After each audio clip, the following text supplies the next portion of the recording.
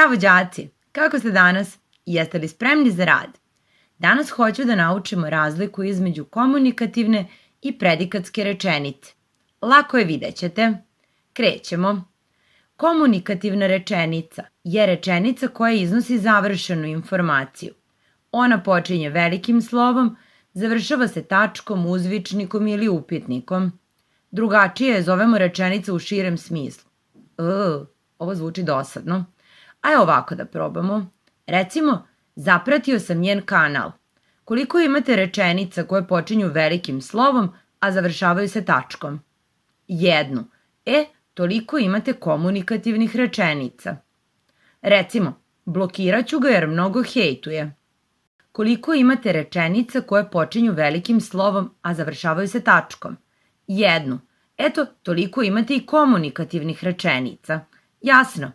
Idemo dalje. Predikatska rečenica je rečenica formirana od jednog glagola u ličnom glagolskom obliku upotrebljenog u službi predikata. Sad sam vas izgubila 100%. Ajmo to prostije. Predikatska rečenica ima samo jedan predikat. Koliko imate predikata, toliko imate predikatskih rečenica. Recimo, u rečenici zapratio sam njen kanal, imamo jedan predikat. Zapratio sam. Dakle, imamo jednu predikatsku rečenicu.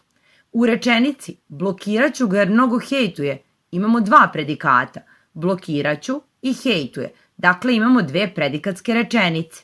I eto, to je to. Nije teško, ali da? Lajkujte, šerujte, prijavite se na naš kanal.